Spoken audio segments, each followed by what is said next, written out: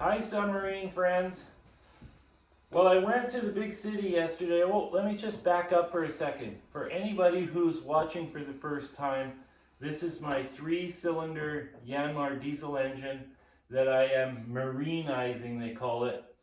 And this is the engine compartment that it goes inside. And this welds on to a big hole in the back of the submarine.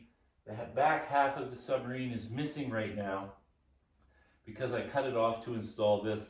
And the purpose of this was to have a much quieter interior when the engine is running. Anyways, yesterday I was working on mounting the alternator, and I discovered that, I'm just going to pop this off here, this pulley does not accept a standard A belt nicely. The belt doesn't drop into the V very well.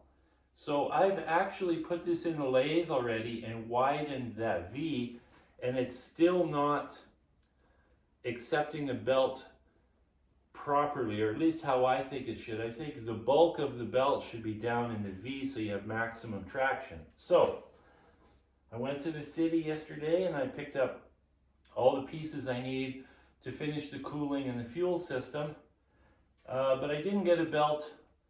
They wanted too much money, $46. I mean, that's a lot for a simple belt. So I went on Amazon right in the parking lot and I ordered one for $18, and it'll be here tomorrow or the next day. So once that belt gets here, then I will finish machining this pulley so that it fits properly, and then I can fit it properly onto the engine.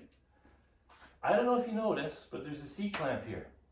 And the reason for this C-clamp here is I have the engine chained to this, because normally I have a safety with my engine hoist holding this, but I'm scared that I could get a little crazy and knock it off of this platform, so I put a safety chain on it with a C-clamp. So what I want to show you guys today is how I test my homemade water-cooled manifold and exhaust pipe. So I picked up some fittings yesterday. So this is a 3/8 by 1/4 bushing, and that just screws into the bottom fitting here where the water enters the system. So the water comes through the tank face at the bottom. It runs into this fitting, then it cools this pipe, and it leaves out of another fitting right here, and a short hose connects to a fitting on the bottom of the main manifold cooling, and then there's another fitting on top where the water discharges out the top and leaves out the top of this. Now the reason I'm doing that out the top and out the bottom is so that I can drain the system completely. So inside the sub, at the bottom of this engine compartment, I'll simply have a T with a valve and a catch basin so that I can drain this whole system each time after I use the submarine, so water's not sitting in here. Plus, I can also inject antifreeze into this system for while it's sitting for corrosion protection. So before I use the sub, I just drain it back out into a reservoir, close it off until the next time I need to use it. So I thought that was a pretty clever idea. So sometimes I think I'm pretty smart in my own mind. What can I say? I have my moments. So let's try and air test this. So to be fair, I've already done this. I'm just showing you how I do it. So the plug is in here. I simply hook up the air supply. Right now the air supply is quite low, but it only needs to be 5 pounds maximum. So then I simply squirt with soapy water all the connections. Now I don't know if you can see it, but it's bubbling here, but that's the threads on the fitting because I didn't thread tape it. I did have about 5 pinhole leaks, and I still have one pulley cap. Okay, so let me just get my glasses on and get a light on here so I can mark it.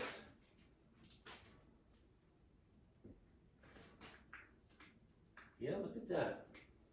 Right on the edge, outer edge where you don't see it. Okay, so just mark that.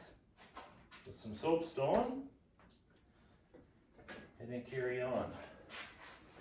I welded beside this one here, but it was too hot to test. So obviously there was a second spot right there. So that's all perfect now, except for this one little teeny pinhole. That's easy. I don't have to take the manifold off to weld that one up. So let's unscrew this. There's a plug in the bottom already. And so we'll put that on. And let's see what we got. Looks good. I just use dish soap and an old squirter.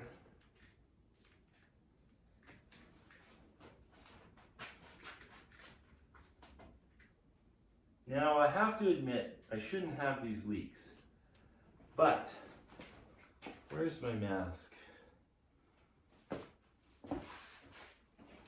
My mask is so bad. I actually used it one time. I forgot that I removed the safety lens, and so the actual protection lens, photocell and stuff is pretty bad shape. So I can't see. So I think today I'm going to order a new mask because this is stupid that I can't see what I'm welding. Makes it really tough. Like welding by braille. No thanks. So this is looking really good, and it smells good. So it's, I don't know, you probably can't see it, but it's bubbling here again. It's because there's no thread tape on there. So that's great. So I just have this one teeny little spot right here. I'll let it dry, and then I'll weld that up. So that's how simple it is to test that. It's really effective and takes nothing for pressure. You see it's still bubbling away here where there's no thread tape. So that's it. So now, once I weld that up, I can't work on this because I want the belt. So what I'll do is I'll start drilling holes in the hull, or in this tank. I've got fuel coming in here, and I bought, let's see, what did I get here?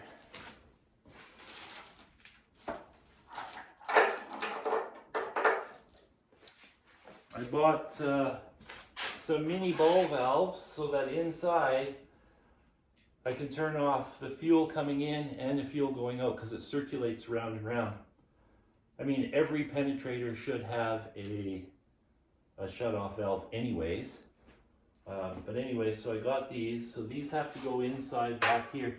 See, this much of the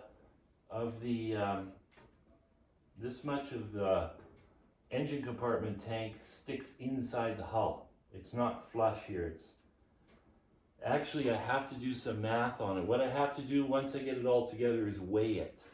So once I know the weight, then I know how much it should come inside the hull and how much it should be outside the hull. I want it outside the hull as much as possible, but to maintain my weight and balance, I know that this is 280 pounds buoyant on its own, but once it's all finished, then I'll double check everything. I mean, the engine weight is okay because it was in the sub before anyways, but I have to be careful because this is buoyant.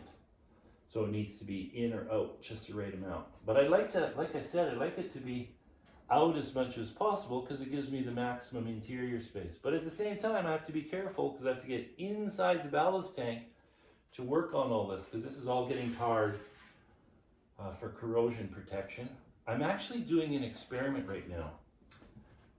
This may sound crazy, but I've got a bucket of water in the corner of the shop and I have a bare piece of 1/8 plate, cold roll plate, and I've got a piece of 1/8 cold roll plate that is tar coated with foundation coating, and I thought I had a third one in there. Oh, I think it's just the one plate is half tarred and half not tarred. So I'm going to let it sit there all winter. It's already been sitting there for, boy, almost 3 months now. And the tar is doing a fantastic job. It's staying on the metal beautifully. Now you can't, I know I've done this before, and you can't have it out in the sun. but for things like inside the ballast tank, where the sun never hits it and it always stays cool, I think it's going to work great because it's only in the water, you know, part of its life, and then it's out of the water. So I think that'll work really well. Anyways, but I need to continue that test. I'm actually thinking about taking a piece to the lake before it freezes and throwing it in all winter, so it's in actual lake water. Anyways, that's it for today. I'm going to keep on working on this fuel system now. Ciao.